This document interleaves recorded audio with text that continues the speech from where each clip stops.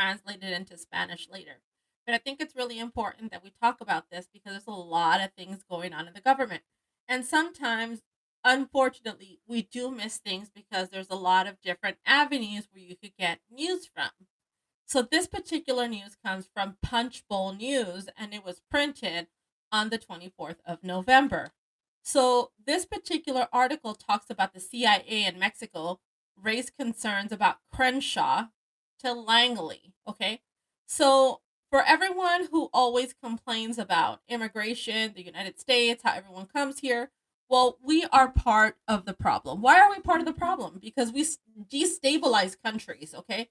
And as far as Mexico is concerned, when we talk about drugs and we talk about arms, we need to really look at ourselves in the mirror and start talking about the fact that if there wasn't a supply and demand issue, right, there would not be a demand, meaning we wouldn't have all these addicts. There would be no need for drugs to come in. Now, when you talk about cartels, if there wasn't arms, yes, NRA, I'm looking at you. If there wasn't any arms going into Mexico and flowing into Mexico, we wouldn't have the same problem. So again, the United States is the biggest problem in this whole situation.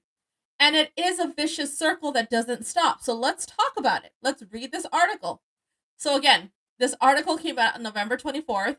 It's from Punchbowl News. It's an article stated CIA Mexico raised concerns about Crenshaw to Langley. The news. The CIA officials in Mexico City sent a cable to the agency's headquarters in Langley, Virginia, alarmed about Representative Dan Crenshaw, a Republican in Texas, behavior during a congressional delegation meeting in August.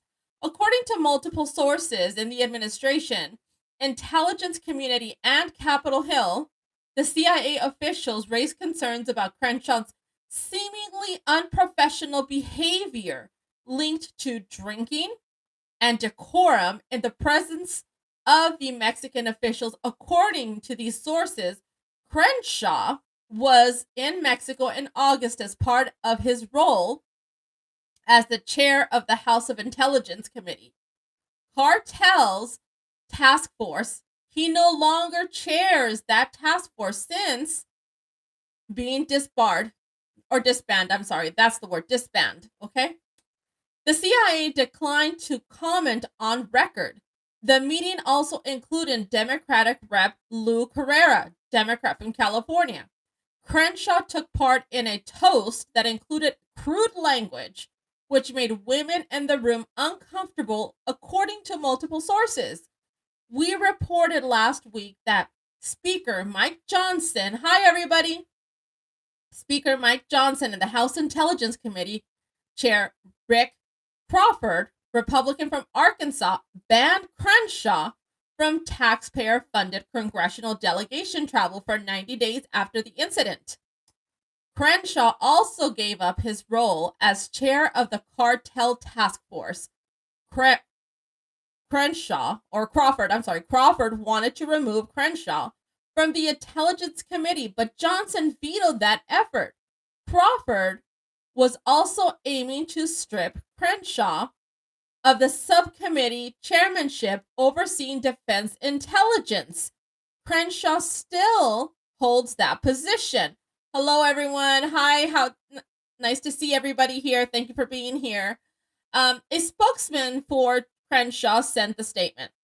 Anyone shocked by the guys in uniform making crass jokes over a toast has never spent more than 5 minutes around the military. The only story here is a pathetic political hit job. This is what our representatives think about going into a foreign country, a sovereign country by all means, and making fools of themselves. Johnson, who kept Crenshaw on the House Intelligence Committee against the chair's wishes, sent statements in support of the Texan Republican. Crenshaw had tweeted the statement Saturday evening as follows. Dan Crenshaw has always been and still is our point man in Congress when it comes to addressing the threat of drug cartels. His insight and expertise in these and other matters regarding intelligence and national security are invaluable. As a former Navy SEAL, he has earned his large platform despite recent media attacks by the political opponents. We know Dan. We stand by his record, and we have full confidence he will continue to deliver results.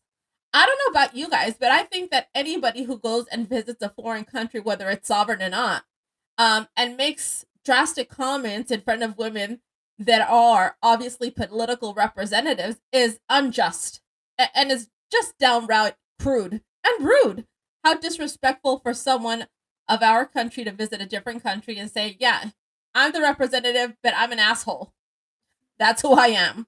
And this is exactly who Crenshaw is. Dan Crenshaw, Republican from Texas, is just an asshole. You're an asshole. I'm sorry.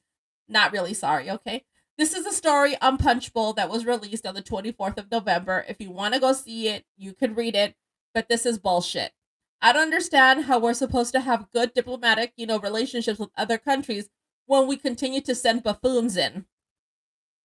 So, is it our problem, the United States, that we have so many people that are addicted to drugs and we can't get them the help they need because we're cutting services left and right? Because we don't believe that people have the right to have medical care, but it's okay for them to be drug addicts, right? It's okay for them to be drug addicts. It's okay for them to be homeless. If that's okay while we continue to send money to Israel, right? That is perfect. Perfect for our tax dollars to be doing. Oh, what about building that Utah center for people who have disabilities or are homeless? That's bullshit. It's time for us to stand up as American citizens and start talking about this shit every day. Thank you very much for your attention for this last few minutes.